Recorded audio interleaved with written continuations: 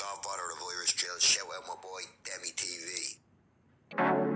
It's Wave God in this motherfucker. Hey, shout my nigga Demi Tito. Got the song pop like I'm Iggy. All they talking about is last night like I'm Demi. Say you got. Rupees donated $5. Damn ski pulled the Michael.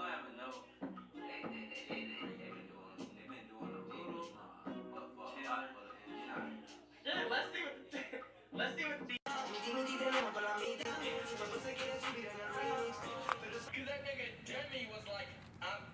What's up, Dean TV, Dean Nation? Today we're doing a reaction to why North Korea is the hardest country to escape from. Now we're gonna figure out why. You feel me, Dean family? If you're new to the channel, like, comment, subscribe, and share the video on all social medias. And comment below what reaction we're gonna do next. And yeah, comment below how you feel about this, because we're gonna dig into it. You feel me? I hope everyone well and safe through all these pandemics. That's what's going on. You feel me? Hope y'all well and safe and healthy. You feel me? And road to 100K, a million ability. So click that subscribe button. Let's birthday as a family, as a nation. And check out the DNTV color merch. That's birthday. And go copy some heat and drip and show support to your boy. And let's get into this reaction. This video is made possible by Curiosity Stream and Nebula. Watch another full-length companion video to this one in my Modern Conflict series that explains the entire course of the North Korean conflict in the 21st century, which you can access by signing up for the Curiosity Stream Nebula bundle deal for only $15 a year at curiositystream.com/real-life-lore. There is simply no other country in the world today that can be even remotely compared with North Korea. Without any exaggeration, it is a literal 21st century glimpse into what Nazi Germany would have looked like had it survived after 1945. It is the world's most hardcore totalitarian regime, where absolute loyalty is always demanded, and where even the slightest sign of disloyalty to the country's absolute ruler can get you sent to one of the regime's numerous concentration camps for life, where you can expect a gruesome fate of starvation, literal slave labor, live medical experiments, constant torture, and What the fuck? Wow. Sheesh, I don't want to go to Korea no more. I think, God damn. Damn, that's crazy. Sheesh. I feel sorry for the people in Korea. Damn, I didn't know it was that bad over there. Damn, like, the people, like us people in America, we thought America was bad, but Korea, worse. random execution, depending on what the guards feel like doing to you. There is no such thing as due process or human rights in North Korea, and hundreds of thousands of people are existing right now within these camps, living out this hell every day. This isn't history. It's happening live right now as you're watching this video and listening to my voice. Obviously, if you were one of the ones trapped inside of this real-life nightmare, you would want to escape. The problem with that is that North Korea is without a doubt the world's most difficult country to escape from, primarily because North Korea doesn't allow you to escape. The penalty for even trying to leave the country is treason, the camps, and in many cases, death. And even if you successfully do get out, the North Korean regime has a tendency of going after your family members who stayed behind. This means your spouse. What the fuck? That's crazy. So they say, oh, you escape? Alright, we're gonna go off your family neck. Damn, tap.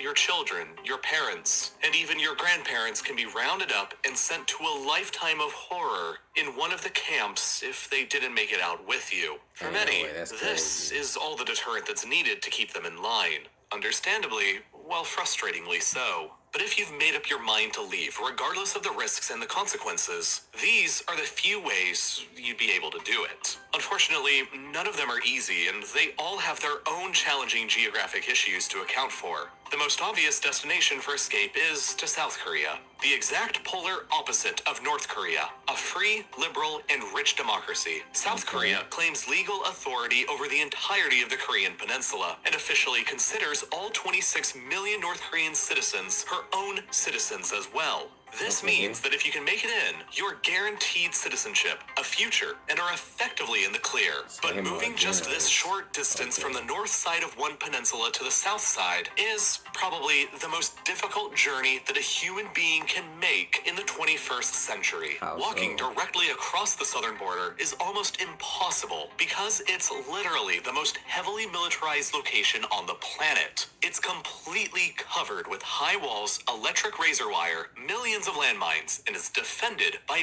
millions of soldiers with live ammunition who have explicit orders to shoot to kill anyone foolish or brave enough to try getting across. Wow. An escape through here might be the quick. Bruh.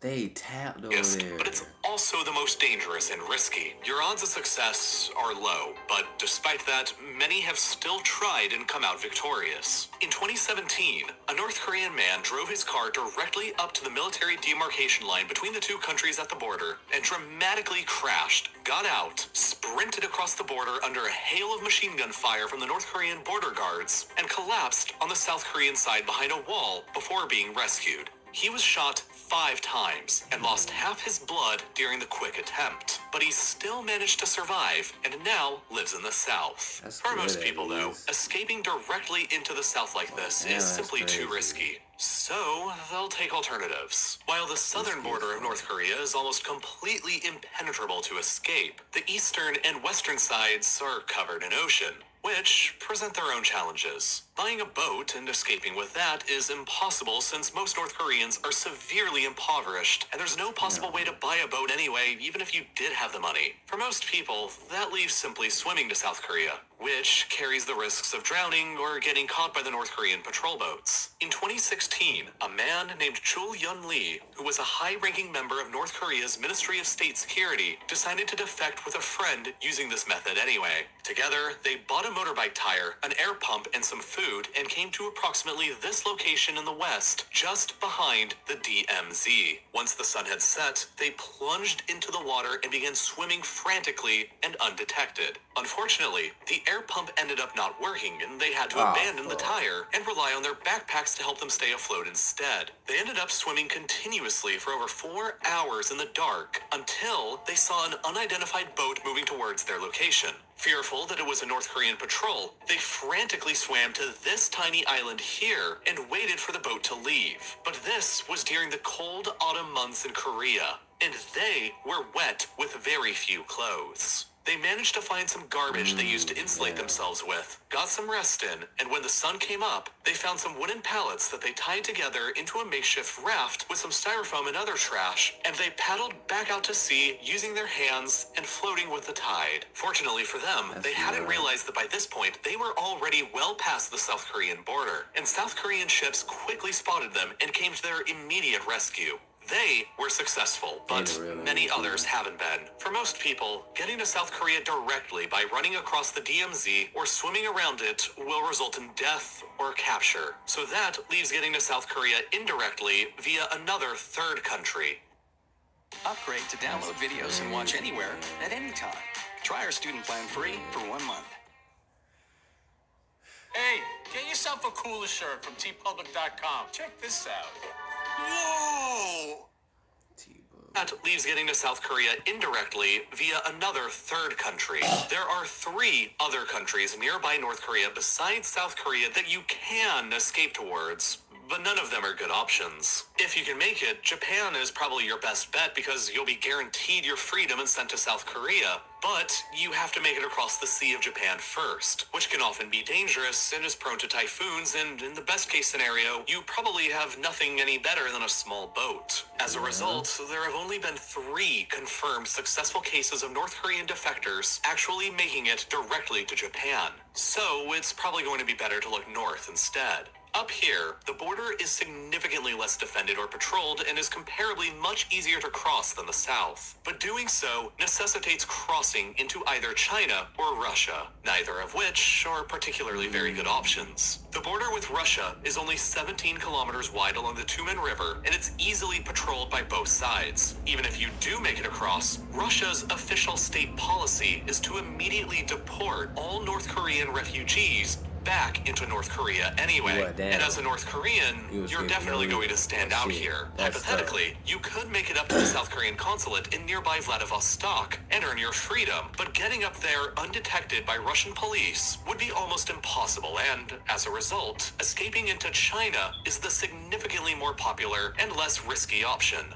Here, the border is over 1,300 kilometers long and follows the Yalu and Tumen rivers that flow through remote, mountainous, and rugged terrain. Patrols and border security through most of this area is light, and the best months to escape in are either during the summer, when the river's depths are at their lowest, or during the winter, when they're usually frozen, enabling you to simply run across into China. It's relatively easy to get into China, but China can't be your new home forever. China isn't safe because, just like Russia, China's policy is to immediately deport all North Korean defectors straight back to North Korea, where you'll almost assuredly face a gruesome end. On the bright side, though, many of China's border provinces here, like Yanbian, have significant Korean ethnic minorities of their own who are naturalized Chinese citizens, meaning that it's fairly easy to hide out here for a while and avoid detection from the Chinese authorities while you plot your next move. If you decide to work with a foreign broker to assist in your escape, they can cost up to $18,000 for their services. An absolute fortune when you consider that the average North Korean earns just a measly $1,300 a year.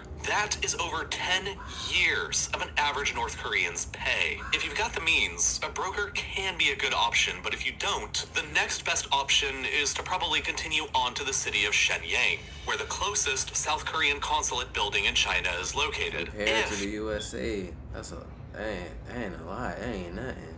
You can make it up here, and inside the building, you're probably gonna be safe. But it's also about 200 kilometers away from the North Korean border, and its perimeter is closely guarded by the Chinese police. If you're caught at any moment trying to get here, well, it's game over. In 2004, a group of 44 North Korean defectors managed to storm the Canadian embassy in Beijing all at once. Dressed up as construction workers to avoid any detection, they used ladders to scale the walls and successfully got into safety.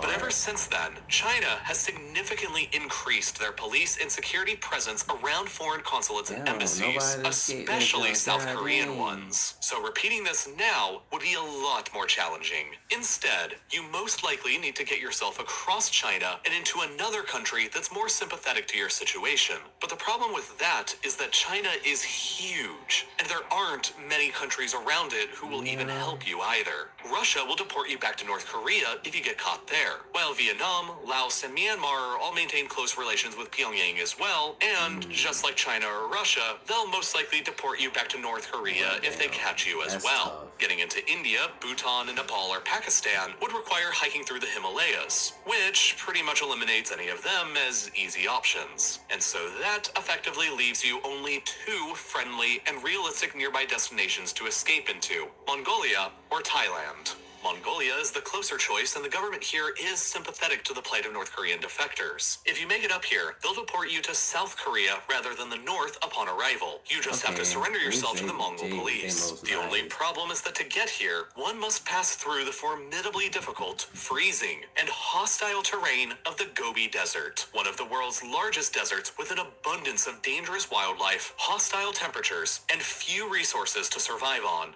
Navigating through the desert takes a lot of skill that one is unlikely to have ever learned back in North Korea, but nevertheless, some people have made it. In 2007, Park Yeon-mi and her mother escaped across the northern border into China by running across the frozen Tumen River. Because of China's deportation policy, it was impossible for the pair to find any kind of legal work inside of China, and they fell victims to human traffickers. After months of living beneath the radar, they eventually made their way here to the city of Qingdao and found a Christian missionary shelter. It was there that after nearly 2 years of remaining undercover in China, that they received enough aid from missionaries and human rights activists to finally take a chance and flee up towards Mongolia, with the goal of getting deported to South Korea and freedom. This incredible mother-daughter pair successfully managed to navigate through the Gobi Desert and reached the Mongolia border, but upon arrival, a group of Mongolian border guards intercepted them and threatened to deport them back over the border towards China, which would have ultimately meant deportation back to North Korea and the camps. Desperate, the pair both drew knives and promised that they'd kill themselves right there if that's what the guards were going to do. Sadly, death is often a preferable fate to a North Korean defector than being sent back to the country and the camps. Luckily for them, the guards took pity and brought them back in custody to the capital Ulaanbaatar before flying them directly to Seoul from there. Today, Yeonmi Park lives in New York City and runs a YouTube channel where she talks openly about her life and experiences growing up in North Korea. They are fascinating, and I highly recommend checking her channel out if you're curious about this kind of thing. So, the link to her channel will be posted down below in the description.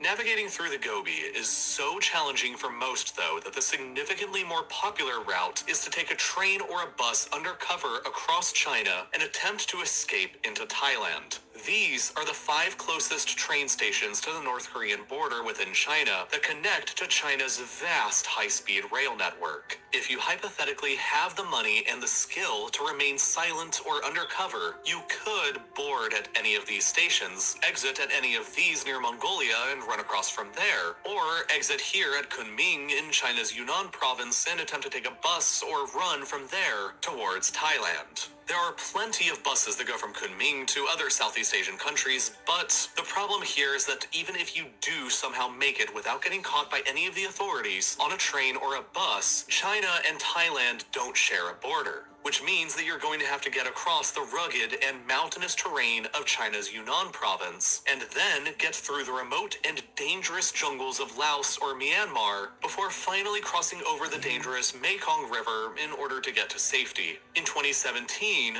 this is exactly what Park Hyun-woo and his father did. Before they decided to escape North Korea, both of Park's sisters had already made it to freedom in the south and were covertly sending money back to them up in the north. After securing the help of a broker in China, they decided that it was time for them to leave as well. In the dead of a winter night in February 2017, both men crossed the frozen Tumen River into China with a pill full of rat poison to kill themselves with if they got caught. One of the sisters and their handler was waiting on the other side with a van and took them to a nearby safe house in the town of Yanji where they changed clothes. From there, they took a train to Shenyang and then another train to Xinjiao, followed by yet another train to Beijing. From here, they took a They must be awful over there. series of buses to Kunming. But as soon as they got there, the Chinese authorities discovered them. Park and his father fled from their bus and became separated. And Park was forced to continue on foot alone through the dense jungles of Laos. Eventually reaching the Mekong River, the final obstacle, Park managed to get across and immediately surrendered himself to the Thai police, who took him into custody and surrendered him to South Korean officials, who flew him back to Seoul and safety. However, his father had been arrested by Chinese police and sent back to a prison near the North Korean border. But for whatever reason, the prison released him, and after getting back into contact with the brokers again, he made his way back down to Vietnam, and from here was able to avoid all detection, and finally got on a plane bound for Seoul as well.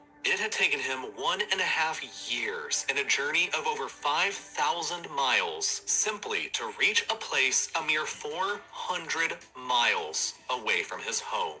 These are the only ways to escape that are available to the average North Korean stranded within the country. And they are all hard and desperate. But sometimes, even getting to South Korea doesn't guarantee you your safety. In 2002, a woman named Jin Kyung-suk successfully defected over to the south, became a citizen, and married a South Korean man. For their honeymoon in 2004, 2 years later, they decided to travel back to the Chinese-North Korean border to film a documentary on the horrors of the North Korean regime. But while there, unidentified men kidnapped Jin and dragged her back into North Korea, where she was sent back to a concentration camp, tortured, and eventually executed, despite having been a legal South Korean resident. Escaping from North Korea is never easy for anyone.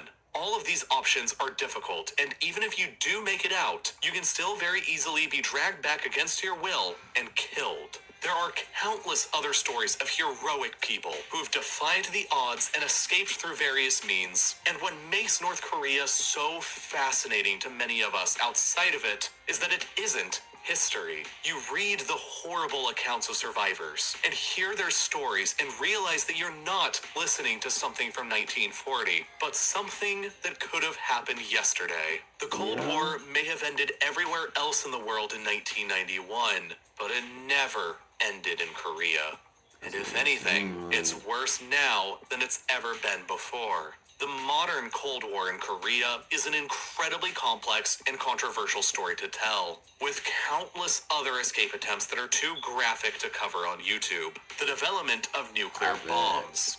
Millions of people who believe that Kim Jong-un is a literal god. Missiles that can now strike at the heart of the United States mainland. The largest arsenal of chemical weapons the world has ever seen. And the fate of tens of millions of people all hanging in the balance. It is without a doubt one of the most fascinating, violent, and controversial conflicts of both the 20th and 21st centuries, and, unfortunately, not acceptable for me to cover in detail on YouTube due to their terms of service. I know how making videos on YouTube works, and I know that this video already has an incredibly high chance of being demonetized and unpromoted by YouTube's algorithm because of the content I'm discussing. But the moment I really start diving into the whole history of the 21st century conflict between North Korea and South Korea in the United States, what's all at stake, why it all began, how it's been fought, and how it all led to where we are today, it's a guarantee that this video will be censored and you won't get to see it. So instead, I created another full-length companion video in my ongoing Modern Conflict series that's the same length as this video, with all of that controversial but fascinating information included, and uploaded it to Nebula,